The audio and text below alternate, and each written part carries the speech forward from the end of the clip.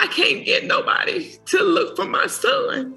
I did all that lab work. Me and my kids, me and everybody that never knew Jelani, my family, friends, strangers, did all the legwork.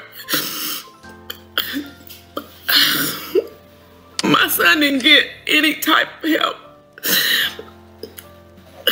And I'm pissed.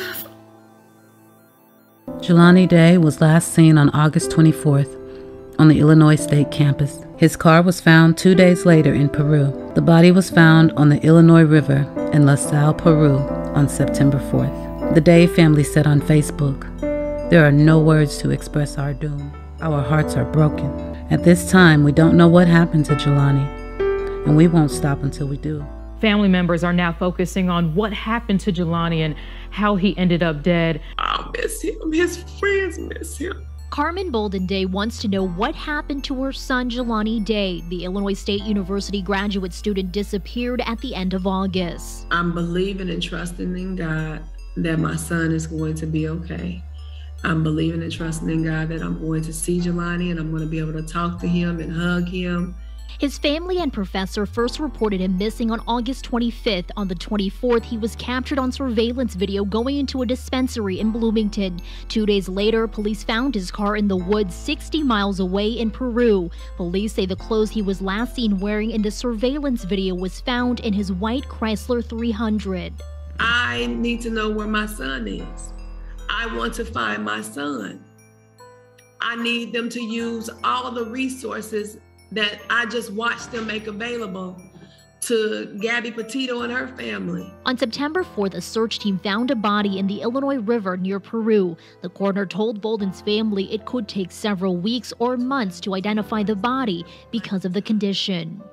So I feel like we're just sitting here waiting to identify this unidentified body before they say, hey, we need the FBI to come in and help us. While police continue to investigate, Bolden feels as though it has come to a standstill with no sense of urgency to find her son. He graduated from Alabama A&M University with a degree in speech-language pathology to help give others a voice. Now Bolden says she is doing that for her son. I'm going to do everything in my power to bring him home, and I'm not going to stop. Update to a mystery out of Illinois. Jelani Day, an Illinois State University grad student, went missing a month ago. He was last seen on campus and at a store in Bloomington. His family has been pleading for weeks for any help to find Jelani. And last night, his body, identified as the one found in a river weeks ago. Jelani was just 25 years old. And joining me now is his mother, Carmen Bolden Day. Thank you so much for being with us. I am so sorry for your loss. How were you told of the news that this body was identified of that as your son? I was called the day before and was told that there were some clothes that were found on the riverbank where the body was found. Today is Friday. Those clothes were found on Tuesday.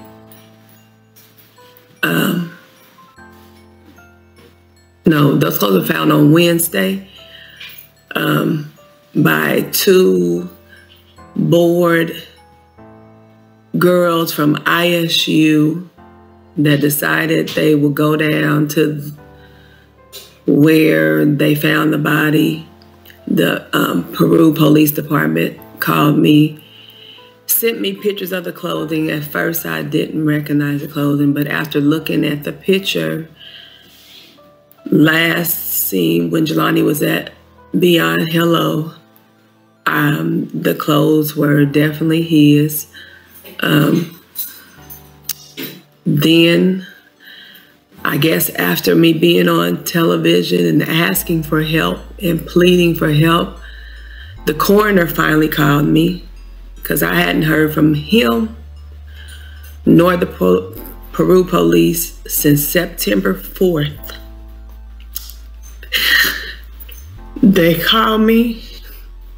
He had finally gotten dental records that I had given him information to get back on September 6th of my son.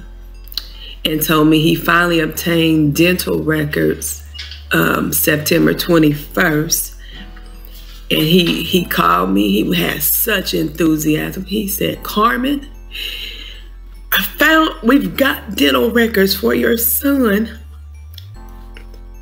And I said, "Well, you had me take a DNA to identify for this body, so don't we wait for the DNA? Because you told me that the DNA was the important part because this body was so decomposed." He said to me, "Do you want to know if this is your son or not?" They were so rude to me. They asked me to come there on Friday, which me and my family did. Then they read us the results. Trigger warning, y'all. The corpse had no eyeballs, only sockets.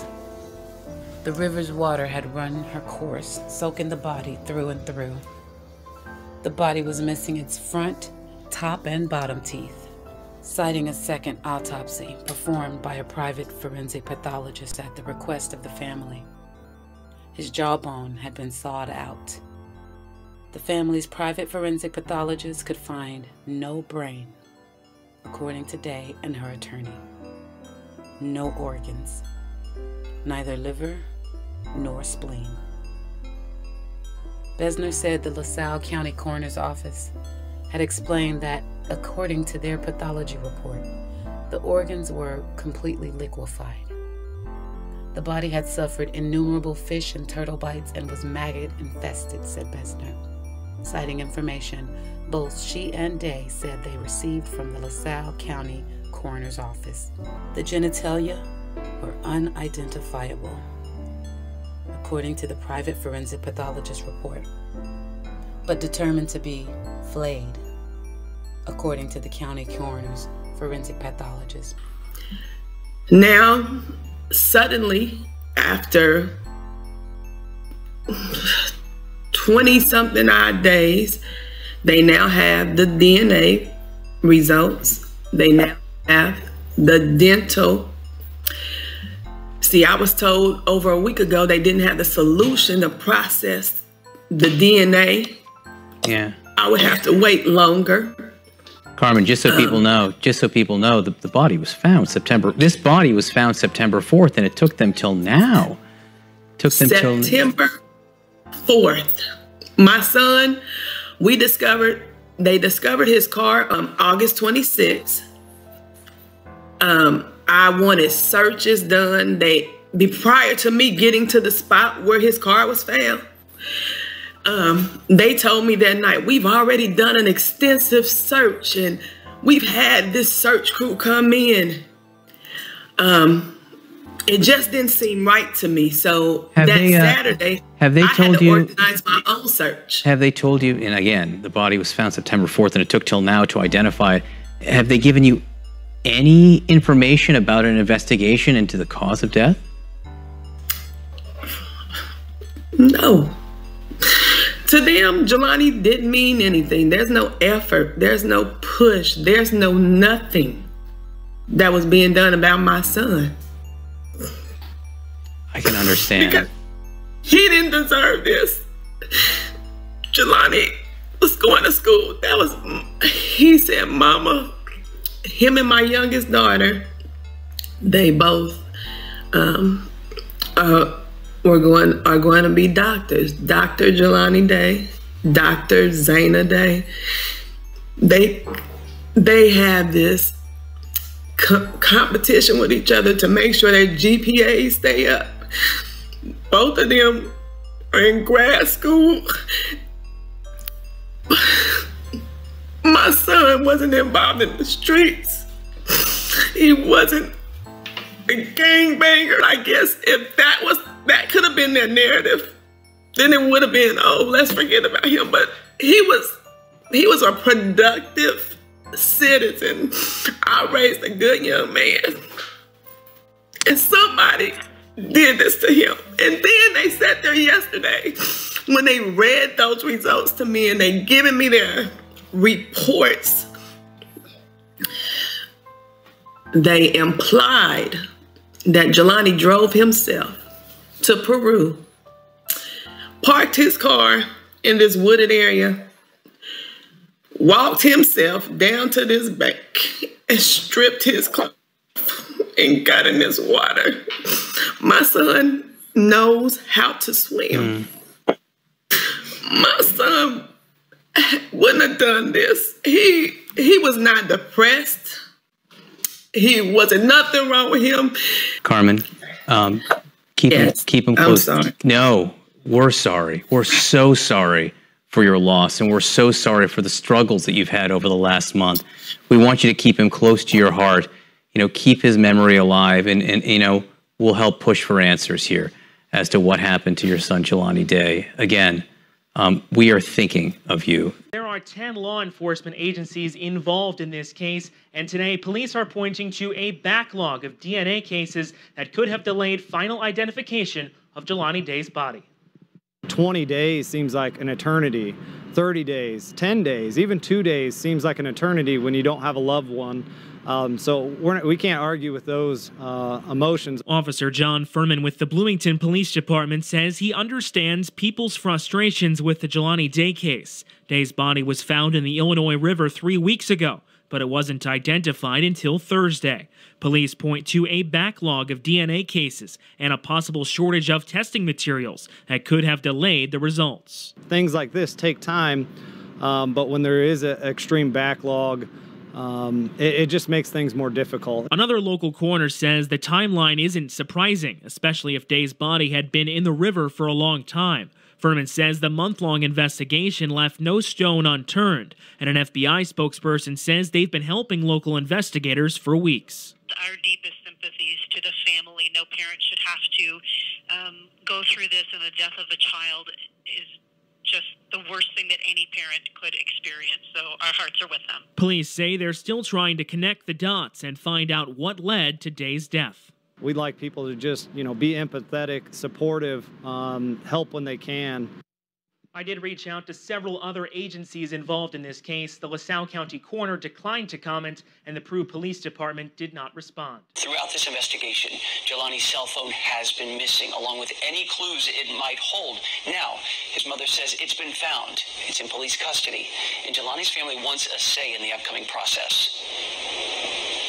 Someone who's been leading the fight, pushing for answers surrounding Jelani's disappearance and death, is his mother, Carmen Bolden Day, and she joins us again tonight. Carmen, since we began talking a few months ago at this point, a big question always lingered in our conversations.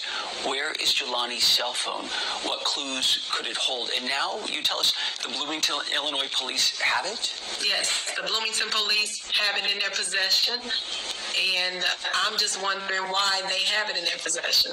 Can you explain how it came to be in their custody? Because you wrote on Facebook about this, that apparently a guy says his friend or acquaintance found it on the side of the road, turned it in at Walmart, they took it to police. It's this really convoluted chain of custody. Well, from what I understand, the gentleman, he was going down the interstate and a mattress fell off the back of his truck. He got off the truck, he stopped his truck to secure the mattress back on the truck. He found a phone. He said that the phone had been shattered. He ended up taking it to a kiosk at a Walmart because he said that the phone didn't work. He took it to a kiosk at Walmart. He received $80 for the phone.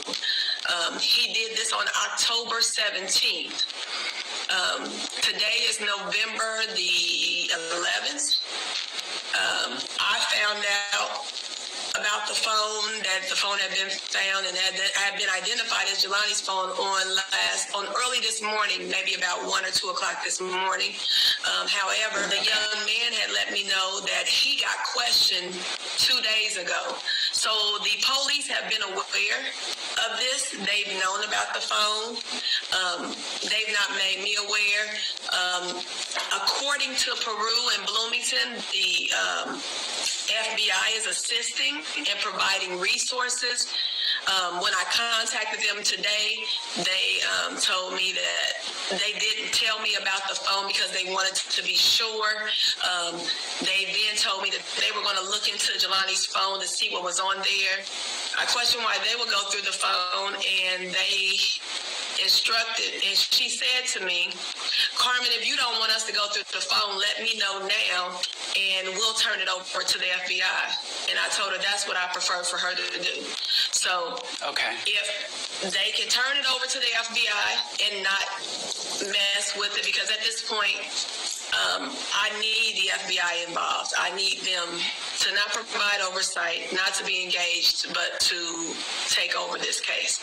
Overall, does the story does it sit right with you, a mother's feeling or intuition that a man happened to stop on the interstate and Jelani's phone happened to be at that exact spot on the interstate?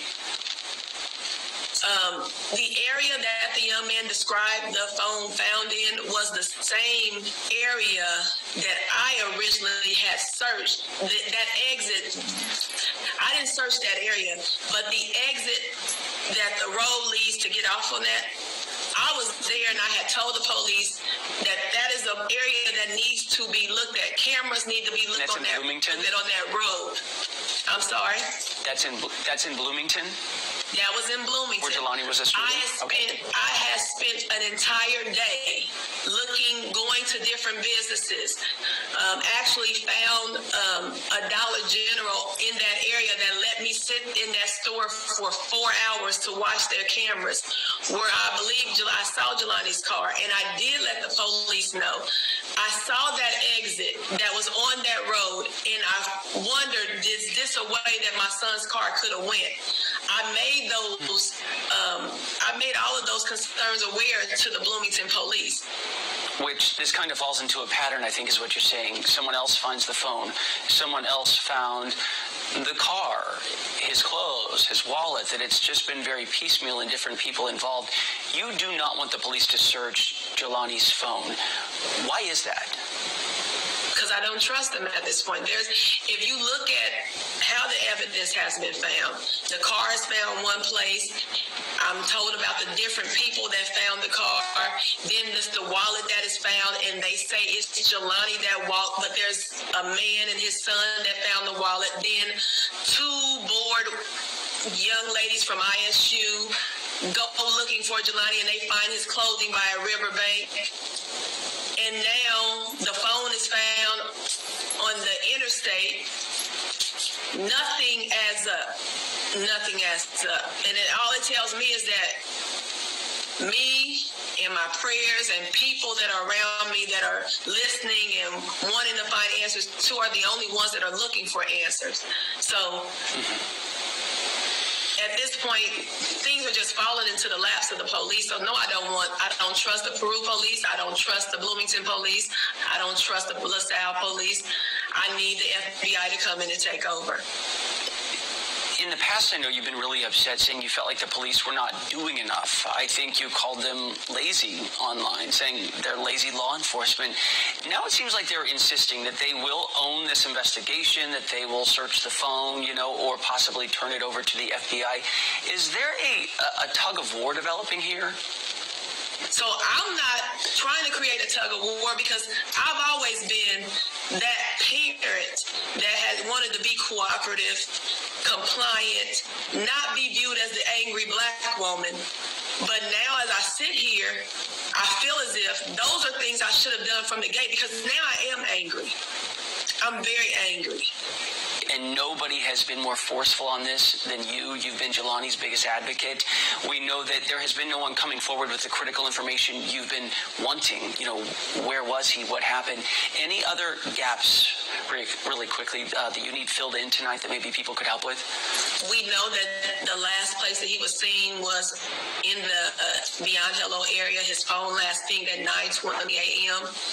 Now that I know that this phone was found on the side of the interstate, those businesses that are located off of that East Main Street in Bloomington, Illinois, if they can recall, if anybody can recall, on August 24th, being in that area, seeing his car, seeing him, if they have any information, please contact Contact the FBI, contact the authorities, contact me.